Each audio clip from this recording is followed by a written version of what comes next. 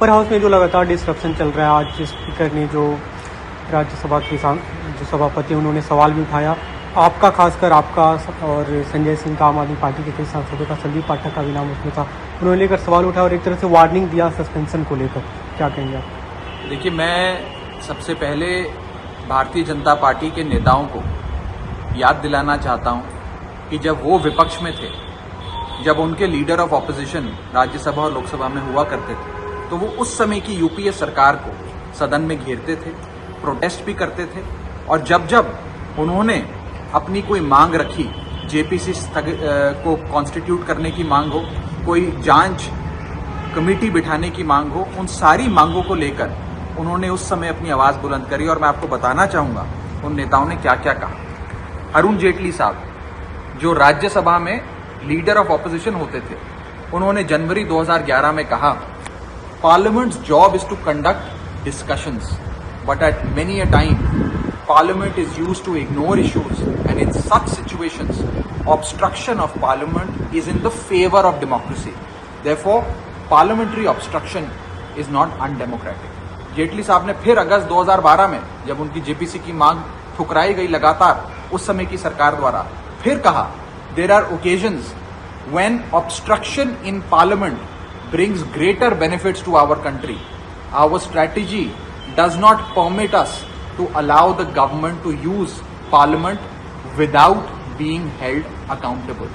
We do not want to give the government an escape route through debate. उस समय लोकसभा में विपक्ष की नेता हुआ करती थी सुषमा स्वराज जी। उन्होंने 7 सितंबर 2012 को कहा, not allowing parliament to function is also a form of democracy like any other. यानी कि पार्लियामेंट को स्थगित कर विरोध दर्ज कराना भी एक लोकतांत्रिक हथियार है जिसका हम इस्तेमाल कर रहे हैं। सुषमा स्वराज जी ने फिर उसी महीने सितंबर 2012 में आगे जाते हुए कहा, we had to stall parliament to expose the government and its corruption. Anyway, it is the government's job to run parliament and not that of the opposition.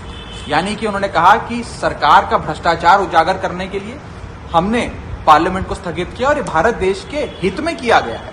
तो आज मैं उन्हीं के बड़े नेताओं की, जेटली साहब की और सुषमा स्वराज जी के इन बयानों की याद आज की सत्ता के नशे में चूर बीजेपी को दिलवाना चाहूंगा और कहना चाहूंगा कि विपक्ष की आवाज मत बंद करिए. लेकिन ये सब दलीलें काम तो नहीं आ रही है. आप लोग तो लगातार संसद में भी ऐसा बात कर रहे हैं कि बीजेपी जब विपक्ष में थी तो ऐसा करती थी, लेकिन आप लोग जैसा आप लोगों का दावा भी, आरोप भी है कि आपकी आवाज दबाई जा रही है. अगला जब बजट का सत्र शुरू होगा तो जब हमारी आवाज दबाई जाती है तो हम सभापति जो राज्यसभा की हैं, जो चेयरमैन हैं, जो देश के उपराष्ट्रपति हैं, उन्हीं से अपनी विनम्र निवेदन कर सकते हैं, विनती कर सकते हैं कि हमें मौका दें. चेयरमैन साहब हम सबके चेयरमैन हैं.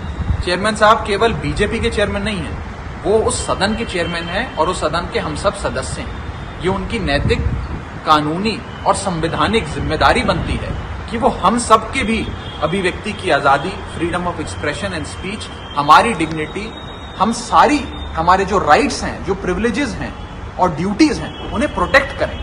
ये मैं जो वार्निंग आप लोगों को दिया गया, आपको क्या उम्मीद है अगले बजट सत्र का जब अगला हमें सस्पेंड करके क्या मिलेगा? आज उन्होंने मेरा नाम पुकारा और कहा कि मैं आपको नेम करके सस्पेंड कर रहा हूं सदन से.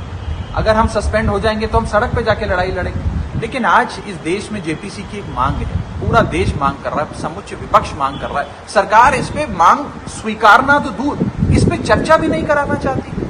और यदि कोई शख्स अपनी आवाज बुलंद करता है तो उसे सस्पेंड कर दिया जाता है.